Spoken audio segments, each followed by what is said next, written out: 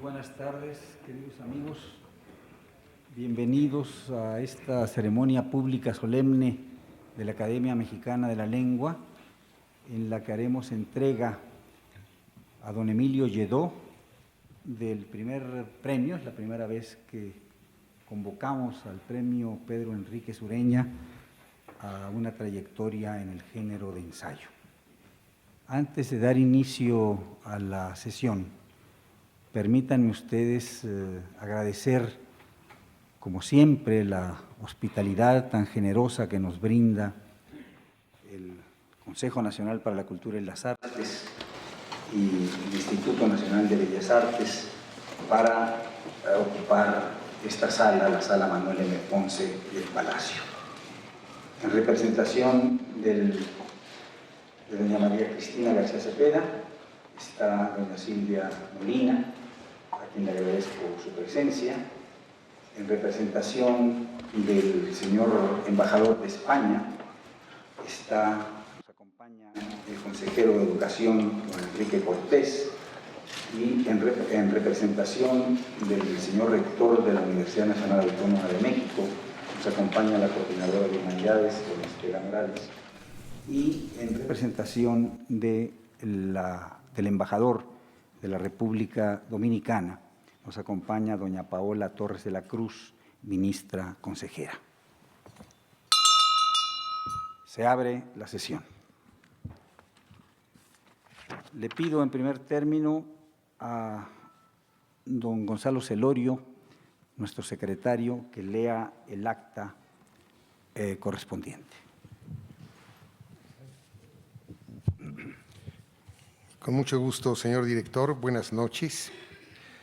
Reunidos en la sede de la Academia Mexicana de la Lengua el martes 28 de octubre de 2014, los integrantes del jurado del Premio Internacional de Ensayo Pedro Enríquez Ureña 2014, don Jaime Labastida, don Gonzalo Celorio, don Vicente Quirarte, don Roger Bartra y en comunicación a distancia don Javier García Diego, resolvieron por unanimidad adjudicar dicho galardón a don Emilio Lledó Íñigo, miembro de número de la Real Academia Española, cuya candidatura fue postulada por don Francisco Javier Pérez, presidente de la Academia Venezolana de la Lengua, don Mario Antonio Sandoval, director de la Academia Guatemalteca de la Lengua, y don José Rodríguez Rodríguez, director honorario de la Academia Filipina de la Lengua Española.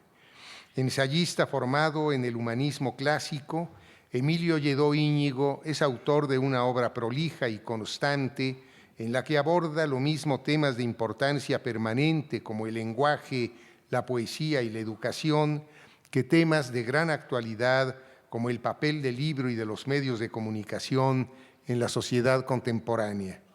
Poseedor de una prosa elegante, tersa e impecable, defensor de la palabra y del libro, recipiente donde reposa el tiempo, según sus propias palabras, sus reflexiones de carácter filosófico no le impiden mantener una atención vigilante del acontecer cotidiano, como lo muestran sus concienzudos ensayos reunidos en su libro Elogio de la Infelicidad, en los que finca la posibilidad de la felicidad en la memoria y la amistad en una sociedad acosada por la violencia y la miseria.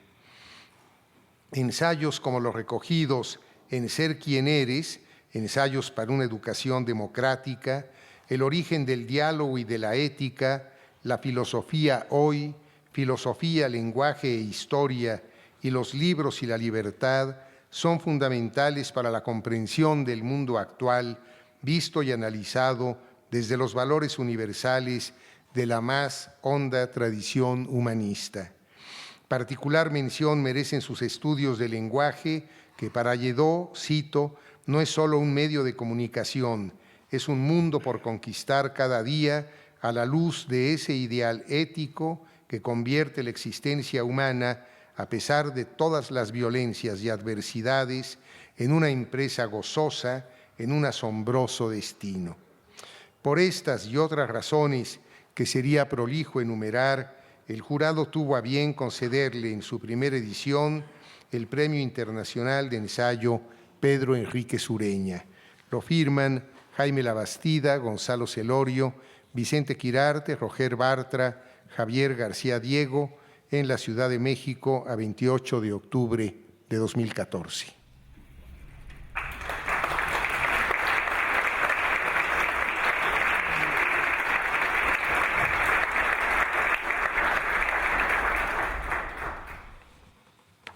Si ustedes me lo permiten, me daré el uso de la palabra.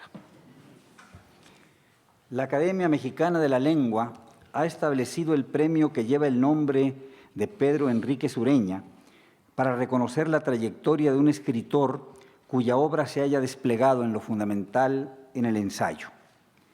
Existe una enorme cantidad de premios dedicados a narrativa, poco menos a poesía, escasos los que se otorgan al ensayo, como si esta forma de escritura careciera de relevancia cuando la tiene y mucha. Quiso la Academia Mexicana de la Lengua honrar la memoria del ilustre americano que dio lo mejor de sí mismo a nuestro país y que cultivó con esmero el ensayo. Uno de sus textos ya clásico se titula precisamente 6 ensayos en busca de nuestra expresión. Nacido en República Dominicana, arribó joven a México y se integró al Ateneo de la Juventud. Sus mejores amigos fueron Alfonso Reyes, José Vasconcelos y los otros miembros de ese grupo cobijado a la sombra generosa de Justo Sierra. Todos realizaron una tarea de importancia extrema para la cultura de México, pero Enríquez Ureña irradió desde aquí su enseñanza hacia Estados Unidos, el Caribe y Argentina. Murió junto al Río de la Plata y su palabra quedó inscrita en la memoria de generaciones enteras. Al honrarlo, la Academia Mexicana de la Lengua reconoce ese tipo de escritura en la que destacó como verdadero maestro y a través suyo a quienes han hecho del ensayo un sistema de vida. Nadie mejor que Emilio Lledó para recibir el primero de los premios que la Academia Mexicana de la Lengua otorgará año con año y desde ahora. Fue el señor de la montaña, Michel de Montaigne, quien creó el género, esta forma de escritura que guarda escasa relación con las sumas medievales o con los tratados sistemáticos del Kant que concibió la crítica de la razón pura o el Hegel que produjo la ciencia de la lógica.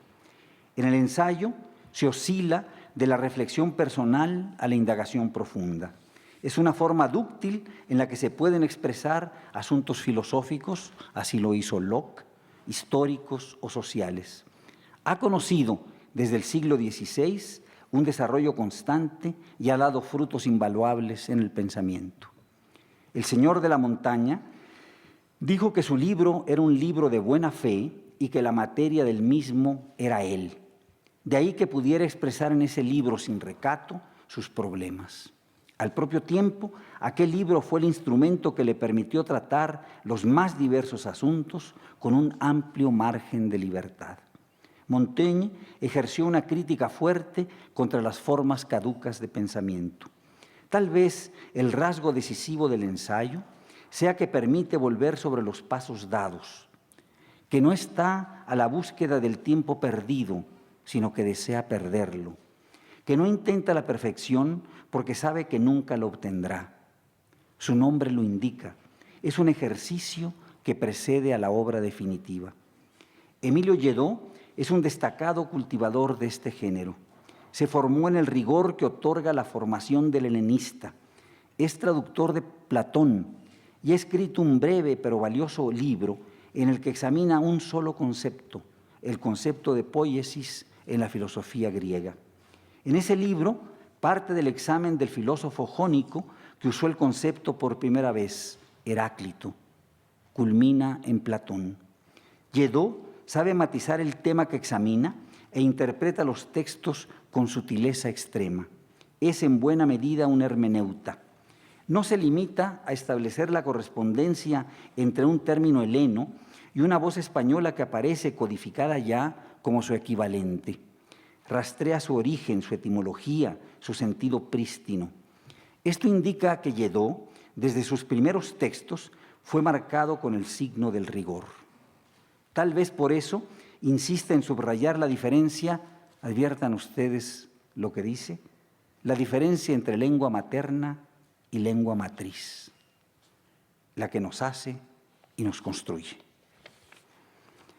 Después de hacer sus primeros estudios en España, Emilio Lledó prosiguió su formación académica en Alemania. Era preciso que su cerebro conociera el aire fresco que lo salvara de la cárcel intelectual de la España franquista. Fue discípulo de Hans-Georg Gadamer, abrevó en su cátedra y en su obra la tradición rigurosa de la filosofía alemana. Conoció por entonces la filosofía del primer Heidegger, y a Heidegger mismo, según me ha dicho, la que marcó un hito con Ser y Tiempo, y más tarde la obra del filósofo de la Selva Negra, ya abierta a los temas esenciales de la palabra y de la poesía.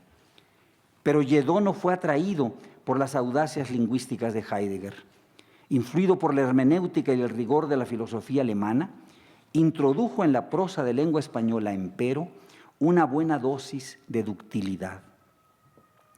Los ensayos de Lledó, sin perder nada en precisión, son modelo de una elegancia pocas veces alcanzada en nuestra lengua cuando se ocupa de asuntos filosóficos.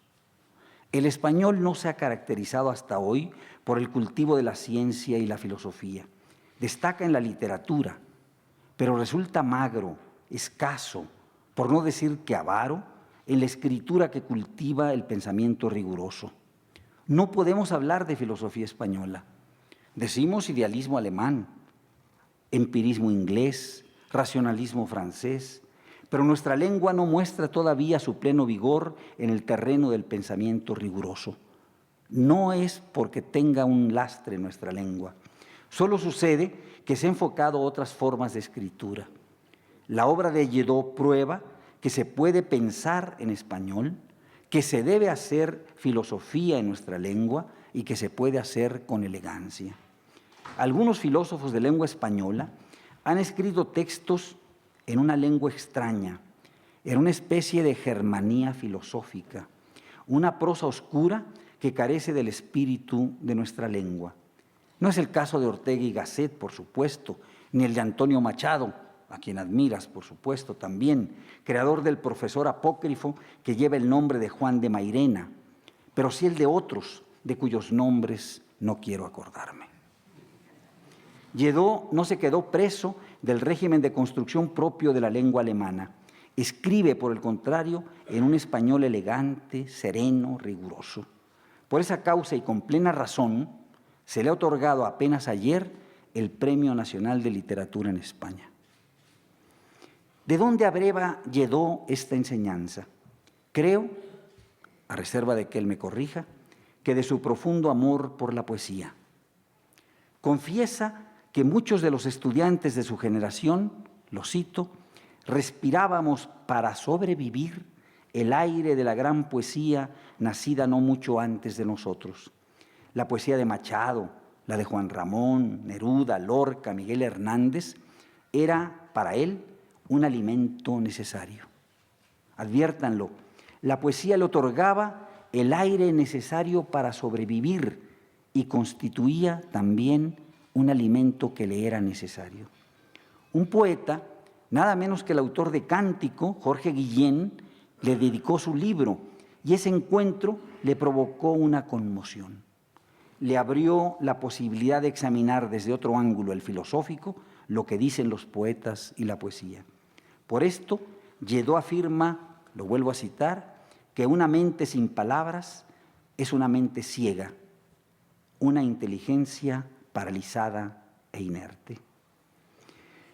No me es posible tratar en este breve espacio todos los rasgos que contiene el trabajo filosófico de Lledó.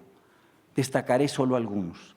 En primer lugar, me parece preciso decir que Lledó pone el énfasis antes que en la imagen en el logos, en la palabra. Por esto, al examinar el vínculo entre imagen y palabra, exige que seamos, como lo establece el principio aristotélico, seres vivos dotados de lenguaje. Me niego a decir, igual que Lledó, que la voz latina animal sea el equivalente del término griego zoon. La voz latina distorsiona el sentido de la definición aristotélica. Aristóteles no subsume plantas, ni lo que se llama animales, ni al hombre mismo bajo el género ánima, no dice psique. Usa el verbo so, vivir, unido al principio del verbo imi, ser, ontos, para construir el concepto so-on. Lo decisivo de la definición aristotélica consiste en subrayar que la esencia del ser humano es el habla, la razón, la palabra. Solo por la palabra el hombre alcanza su plenitud. Pero decir palabra es decir diálogo, el acto de reconocer la voz del otro y con él la función primordial del silencio. La imagen solo puede ser entendida si es interpretada por la palabra. Debemos invertir pues la sentencia. Una palabra dice más que 1000 imágenes. Lledó me produce asombro cuando traduce de modo distinto al habitual la primera línea de la metafísica aristotélica. Todos los hombres por naturaleza tienen ansia de saber, dicen que dice el estagirita, palabras más, palabras menos, según las versiones tradicionales. Lledó, en cambio, ofrece en su traducción un verdadero hallazgo. Todos los traductores vierten el verbo ido que produjo el concepto idea como saber, y en efecto tal es su acepción clásica. Pero el verbo tuvo en su origen el sentido de ver. Y Lledó traduce pues la primera línea de la metafísica así: todos los hombres tienen ansia de ver. Su versión nos hace volver al sentido original, ya que Aristóteles añade que lo anterior se prueba por el goce que nos proporcionan los sentidos y por encima de todos por el sentido de la vista. Como una leve muestra de la prosa de Lledó, me urge ofrecer a ustedes un texto en el que describe la estatua del guerrero tallada por Crésilas, contemporáneo de Fidias. Lo cito: la grandiosa musculatura que lo sostiene ya no sirve para animar tan perfecta fábrica, ni para lanzar flecha o disco alguno. Desprovisto de armadura, desnudo en un irreal combate del que solo su mano derecha conserva la empuñadura de una partida espada, este cuerpo, con esa leve señal de la herida sobre su pecho, soporta el riguroso aletazo de un aire mortal que anuncia el inminente, instantáneo desfallecimiento. El azar ha despojado al guerrero de la cabeza. Malherido, está enfrentado a una batalla ideal, y ese espacio sutil que circunda la figura del moribundo, todavía vivo, todavía enhiesto, todavía firme, no está poblado por el estruendo de las armas, ni por los mortíferos dioses que cercan a los combatientes ante los muros de Troya. Qué belleza, ¿no? Al premiar a Emilio Lledó, la Academia Mexicana de la Lengua quiso ofrecer un signo de rigor. Quienes reciban este premio en años posteriores han de alcanzar una estatura semejante a la del gran escritor, al enorme ensayista, al filósofo profundo que recibe hoy el premio Pedro Enríquez Ureña. Felicidades.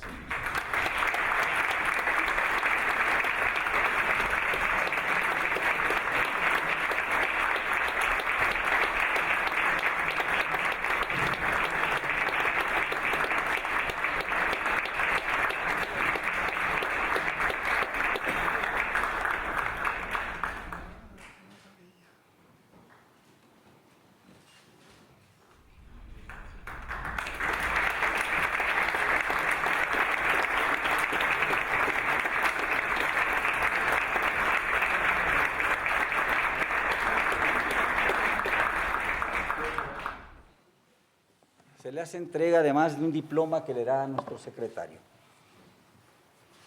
La Academia Mexicana de la Lengua otorga a don Emilio Lledó el Premio Internacional de Ensayo Pedro Enríquez Ureña 2014 por su destacada trayectoria literaria.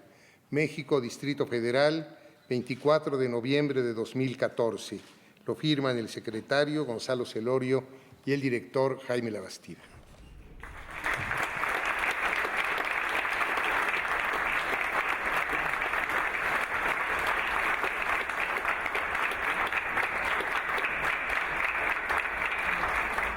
Además, el premio viene acompañado de un cheque en moneda mexicana, puesto que estamos en este país, y se llama, ¿digo la cantidad? Se llama 1 millón de pesos.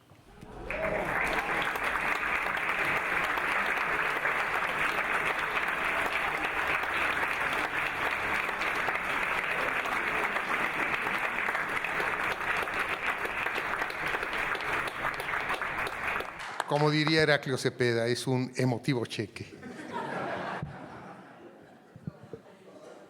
Escucharemos ahora a don Emilio Lledó.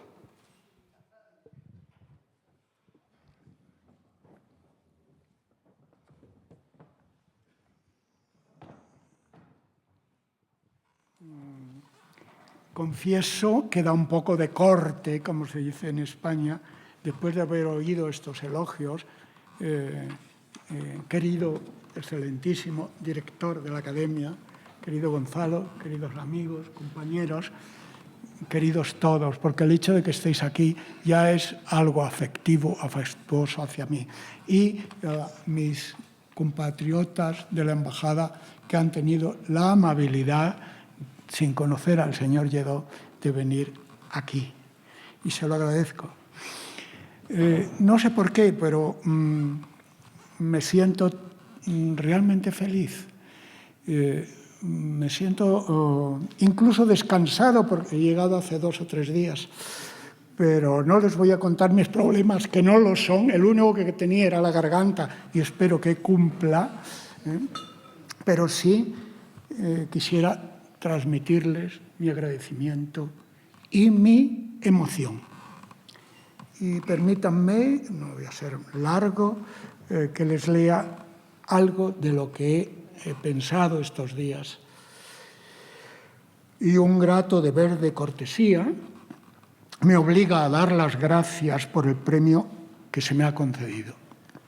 Y de paso manifestar también mi sorpresa.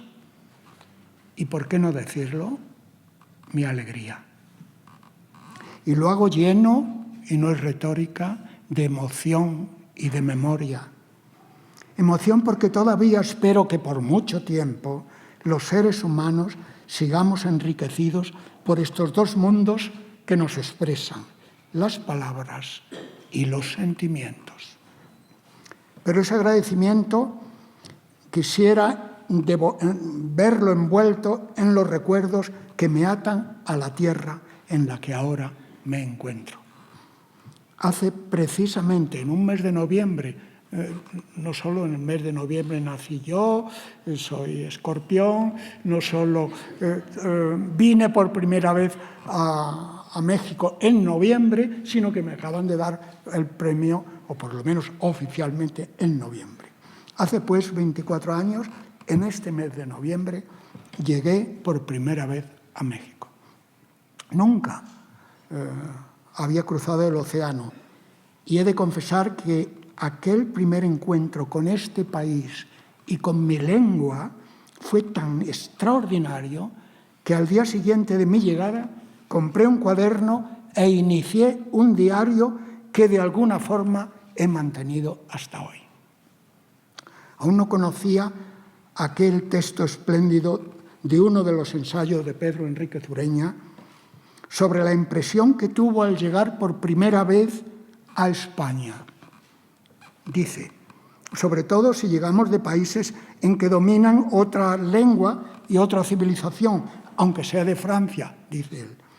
Creemos siempre estar de regreso a la patria.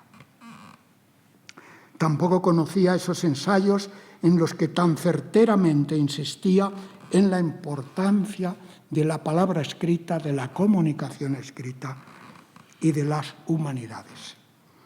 En el prólogo a sus memorias, en el diario, publicadas por la Academia Argentina de Letras en 1989, se habla del taller mental, me llamó mucho la atención la expresión del prologuista, el taller mental de Pedro Enríquez Ureña, y de que ahí arrancaba un ejemplo, estoy citando, singular del proceso que se extenderá después a toda Hispanoamérica para definir una reforma cultural. Estamos en el paseo de la reforma, me parece, ¿no? Una reforma cultural y moral. A esa primera y originaria impresión se unía, en mi caso, la historia de que en parte conocía de los exiliados españoles de la Guerra Civil, que generosamente fueron acogidos por el gobierno mexicano. Y, por supuesto, los recuerdos de los últimos años de mis estudios en la Universidad de Madrid, donde residí como residente, valga la redundancia, en el Colegio Mayor Hispanoamericano Nuestra Señora de Guadalupe. La convivencia y amistad con aquellos estudiantes fue, sin duda, en los inmediatos años de la posguerra civil, para mí, un extraordinario enriquecimiento. El honor que me habéis hecho, queridos compañeros académicos y amigos, con el premio Pedro Enríquez Ureña, podría justificarlo un poco por la afinidad que siento con la parte de su obra tan próxima a mis preocupaciones intelectuales, que en el fondo yo creo que son las preocupaciones de todos los seres humanos. La creación de cultura, que es siempre un problema de educación. Una educación que, como él mismo escribe, como Enríquez Ureña escribe, apunta a una verdadera regeneración ideal. Cito, sobre los pueblos de tradición latina se alza siempre, lo cual no deja de ser hermoso, dice Enríquez Ureña, se alza siempre como paradigma platónico la idea de perfección. ¿Qué más quisiéramos? Y a eso debemos aspirar. Al mismo tiempo, quiero en estos momentos recordar y hacer partícipe de mi agradecimiento la memoria de dos amigos, a Eulalio Ferrer y a Carlos Fuentes. A Eulalio debo, entre otras muchas cosas, el haber conocido el Museo Cervantino en esa maravillosa, y maravillosa no es epíteto retórico, sino verdaderamente asombrosa ciudad de Guanajuato, con motivo de un coloquio cervantino que en el año 2005 tuvo lugar ahí. Y a Carlos Fuentes, porque sus libros y su escritura abrieron mis ojos a la literatura de este país. Recuerdo aquel ejemplar de La muerte de Artemio Kur, publicada en la colección popular del Fondo de Cultura Económica de 1962, que tengo hasta subrayado, machacado, estudiado casi. Hace ya 12 años tuve que intervenir en la presentación en Madrid de su libro En esto creo, una concesión admirable del fondo que alimenta su pensamiento.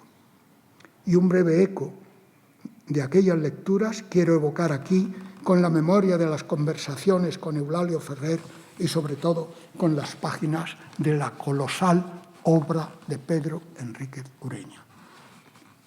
Los griegos crearon una palabra, simpatheia, simpatía, que tenía que ver con ese sentimiento de solidaridad, de sentirse con los otros, de ser en el otro. Pero junto al sentir que él fluía de la estructura misma de nuestro cuerpo, los seres humanos fueron creando, lentamente fuimos creando, el logos. Esas palabras con las que manifestaban la infinita sorpresa de sentirse, de reflejarse, de descubrirse en una especial forma de ser. El mundo de la sensibilidad y el mundo del lenguaje constituyen, pues, las dos fuentes de las que brota el ser que somos y con ello la coherencia del sentir, del expresar, del decir. Ese sentimiento de cercanía y afecto que se manifestaba como simpatía surge en un horizonte esencial para la existencia, la filía, la amistad.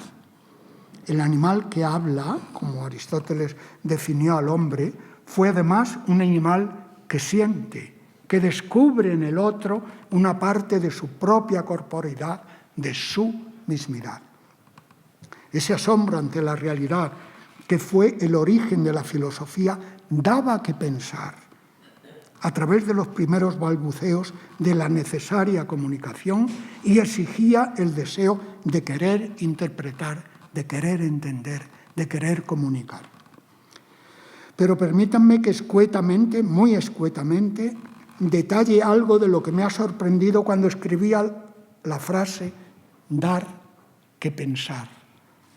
Porque en épocas tan saturadas, asfixiadas de informaciones, tal vez nada dé que pensar. Todo se nos sirve ya pensado, elaborado, cocinado, incluso digerido. El lenguaje se hace así resbaladizo y, en el peor de los casos, indigesto. Deberíamos sentir una especie de rebeldía lingüística ante las palabras entre las que nacemos y con las que nos encontramos. Esa rebeldía podría comenzar, por ejemplo, frente a ese contexto que parece constituir más aún que la economía, con la que continuamente se nos atosiga, un problema esencial de nuestro tiempo: el lenguaje y, desde él, repito, la educación. Un afán de sentir y entender con una mente donde fluyan, circulen, discurran, se deslicen las neuronas y no se atasquen ante los grumos ideológicos que la acosan.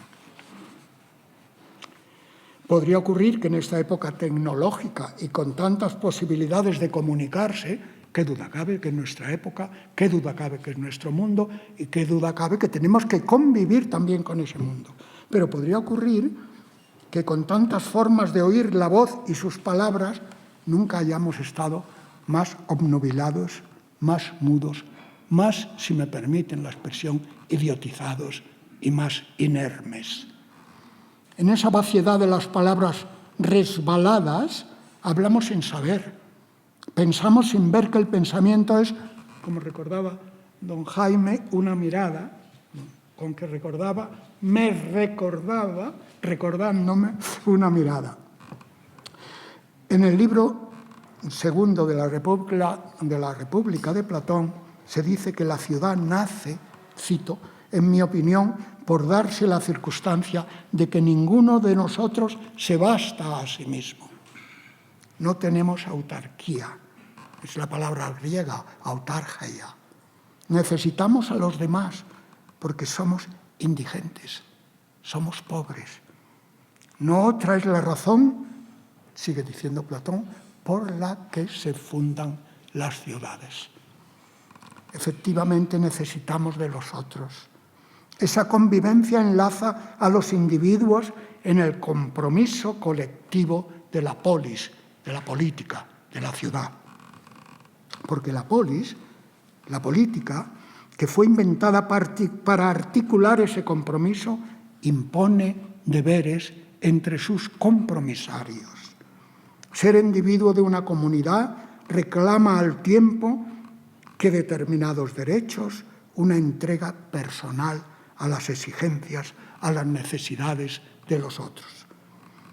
Para ser ciudadanos con los otros, para construir la ciudad real, hay que fundarse en una ciudad ideal. El texto de Platón es muy bonito. En una ciudad de palabras, de la que habla precisamente en la República. Sobre esa ciudad interior se alza el etéreo microcosmo de eso que se llama, yo no sé muy bien lo que es, mismidad. La ciudad de palabra que construimos entre todos es posible gracias a la lengua en la que nacemos. Por eso se habla de la lengua materna, qué expresión tan bonita, que llena de amor. La lengua nos acoge, nos abraza, nos mima, nos besa.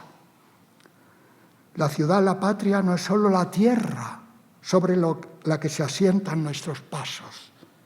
Más esencial aún que ese espacio que se llama patria es el paisaje interior que desde el lenguaje nos acoge y nos sostiene. Esa lengua que como una madre nos ha hecho nacer, que nos cobija, como decía, y alimenta en el seno de los sonidos que nos aproximan al mundo y que desde tantas perspectivas nos lo interpretan, es paradójicamente, algo casual. No podemos enorgullecernos de haber nacido en un país, en una lengua, por muy feliz que pudiera ser, porque tal suceso es fruto del azar, del destino.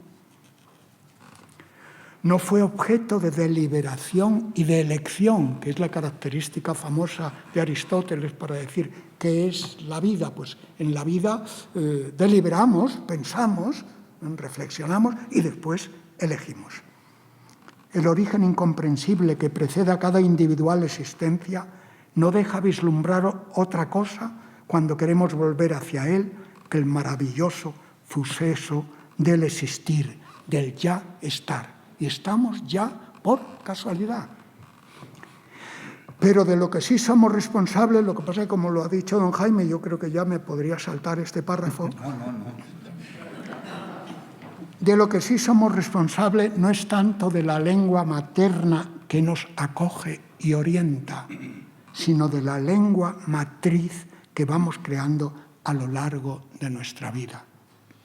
Una ciudad de palabras vivas que llevamos en nuestro mundo interior y que forma el lenguaje que somos, la persona que somos, las ideas, las miradas, los reflejos que hacen de nosotros seres libres, dignos de convivir con otros, porque somos capaces de convivir también con nosotros mismos y no avergonzarnos de mirar nuestro rostro, de ver nuestro rostro, de descubrir nuestro rostro en un espejo. En el libro 9 de la Ética Nicomaquea escribe Aristóteles: las relaciones amistosas, es un texto preciosísimo, que tenemos con nuestro prójimo y las notas por las que se definen las formas de amistad parecen derivarse de los sentimientos que tenemos respecto a nosotros mismos. Que no es egoísmo, eso le llamó Aristóteles filautos, filautía. El quererte, te tienes que querer, pero te tienes que querer como persona digna de ser querida. De ese sentimiento de amistad hacia nosotros que se percibe en el espejo del lenguaje que somos, no solo del lenguaje en el que estamos, brota la idea de convivencia y de nuestra personal responsabilidad. Ese encuentro con el propio ser surge ya en la escuela, en los primeros años de nuestro desarrollo mental. Creo que uno de los grandes problemas de nuestro tiempo, se dice, y es verdad, lo creo firmemente, de nuestro país, de nuestros países, es el problema de la educación. Pero eso también es resultado de otro azar. Es verdad que esta nueva situación azarosa es menos determinante que ese mundo de palabras en el que una extraña forma de destino nos puso en la vida, esa lengua materna en la que fuimos nacidos. La educación es ya un hecho social que tiene que ver con el espacio real que nos rodea, con la sociedad y con la política que nos circunda. Y ese espacio es modificable. Eso sí es elegible. La gran victoria del pensamiento democrático, al menos en teoría, es que sometidos a las leyes de los que nos gobiernan, deberíamos tener la mente educada, quiero decir, liberada, capaz de entender e interpretar para desprendernos colectivamente de cualquier forma de manipulación. El lenguaje constituye, pues, la esencia de la vida política y el verdadero elemento de nuestra liberación, pero puede al mismo tiempo aprisionarnos, ofuscarnos, desorientarnos. Una educación manipulada por sectas e intereses de poder y dominio pretende, entre otras cosas, ya que no puede encarcelar y aniquilar nuestro cuerpo, deteriorar o desorientar nuestra mente. Por eso la escuela, que en buena parte depende de quienes nos gobiernan, tiene que ser la institución donde se forje esa lengua matriz que hemos de alcanzar. Y ese mundo interior, esa ciudad de palabras que decía Platón, la expresión es hermosísima, ¿no? Somos una ciudad de palabras, dice textualmente. Esa ciudad de palabras que constituye la propia personalidad ha de edificarse entre dos principios esenciales, o sobre dos principios esenciales, la libertad y la igualdad. Libertad, eleutería, por eso las personas que se llaman eleuteria se llaman libertad. Eleutería, en el lenguaje, no solo es esa frase tan usual y tan confusa de libertad de expresión. Lo recordaba hace un momento en no sé qué entrevista. Porque mucho es más importante que poder decir, es poder pensar, poder aprender a pensar. Una de las funciones más apasionantes de la escuela de nuestros días y de sus maestros es la formación de la sensibilidad de los alumnos en el trato con las palabras, con los textos, con la escritura. No hace mucho tiempo que una personalidad política de mi país, de nuestros países, vamos a decir, decía algo así como que su mayor reto era lograr que cada alumno pudiera tener un ordenador en su mesa. Ese instrumento, sin duda utilísimo para determinados menesteres, no tiene en absoluto nada que ver con la educación. Y ese pensamiento, educar, porque educar es liberar, no meterse solo en la tecnología aparatística. Y ese pensamiento, digo, se va formando en el trato con las palabras, en el amor que sepamos despertar a través de la lectura y de la reflexión sobre las palabras, en esas mentes que están empezando a fluir los niños a nuestro lado. Una tarea, pues, de sensibilidad, de elaboración del sentir, del percibir, del amar. La famosa, por denostada en mi país, educación para la ciudadanía, tendría en el fondo que ver con todo esto. Una ciudadanía que se crea con la liberación de esas mentes puestas a nuestro cuidado en la escuela y que pueden paralizarse con los grumos mentales que asfixian la posibilidad de entender y que pringan nuestro comportamiento para toda la vida. Esos supuestos educadores pringantes, no sé si la academia nos permitiría la palabra. Aquí se permite.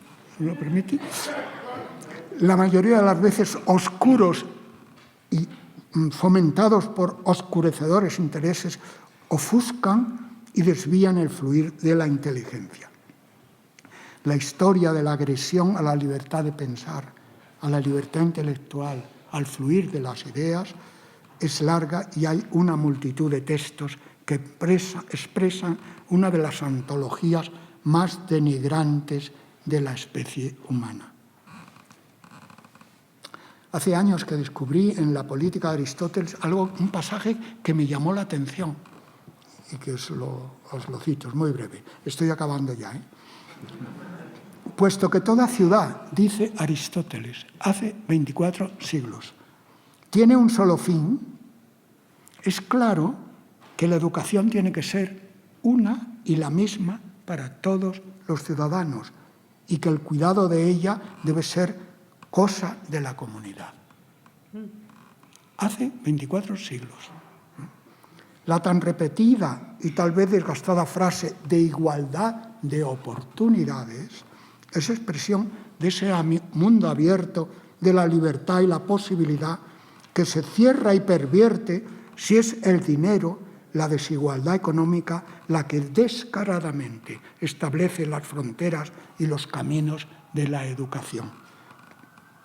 Quizá una miserable consecuencia de esas iniciales desigualdades sea la obsesión de entender la universidad como una forma de ganarse la vida. Hay un texto precioso que les ahorro, pero que resumo, de Walter Benjamin, que dice que eso de obsesionar a los estudiantes con la idea, mientras están en la universidad o en la enseñanza, en la universidad, puesto que ya están frente a la vida, con la idea de ganarse la vida, es la forma más impresionante de perderla. He tenido la suerte de vivir muchos años de mi juventud la experiencia de la Universidad de Heidelberg. En ella, a pesar de que fue una época que arrastraba la tristeza de la posguerra europea y sus errores, descubrí aquel espacio de pasión por el conocimiento que estaba ya anticipado en las geniales aportaciones de la filosofía griega. La preocupación por la riqueza es menester, estoy citando las leyes de Platón, la preocupación por la riqueza es menester que sea la última en nuestra estima, pues siendo 3 el total de las cosas por las que se preocupa el hombre, la preocupación por el dinero no es más que la tercera y la última. Y eso si se trata de una preocupación lícita, dice astutamente Platón en las leyes. Mientras que el cuidado del cuerpo y de la vida ocupa el lugar medio. Pero el lugar primero, el lugar fundamental, el lugar esencial, el lugar que crea la verdadera riqueza es la cultura, es la educación, es la mente.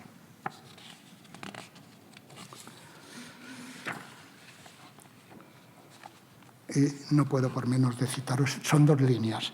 Otro texto de la política de Aristóteles que dice: el buscar por todas partes la utilidad.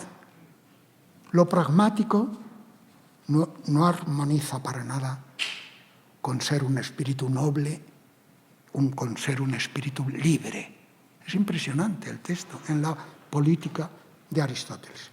El poner en nuestro tiempo la crisis económica, la crisis producida tantas veces por la corrupción, por la promocionada y fomentada ignorancia, como excusa para distraernos de los auténticos progresos de la democracia, puede ser el origen de la degeneración intelectual y colectiva, de la degeneración política y, por supuesto, de la degeneración personal, de la que, con permiso de la academia, podríamos llamar monstruificación.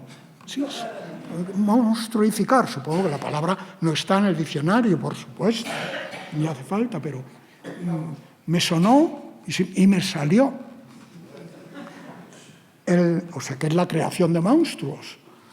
El replantear la educación sobre prácticas distintas es tal vez la única posibilidad de salir de las manos de quienes han tergiversado el orden de esos niveles y han situado en primer lugar el dinero y su patológica deformación, la codicia. Creo que la escuela y la universidad tienen que ser el fundamento para que no se derrumbe de nuevo el futuro. Estoy convencido de que Pedro Enríquez Ureña habría coincidido en muy buena parte con mis palabras, que son, en el fondo, las suyas. Muchas gracias.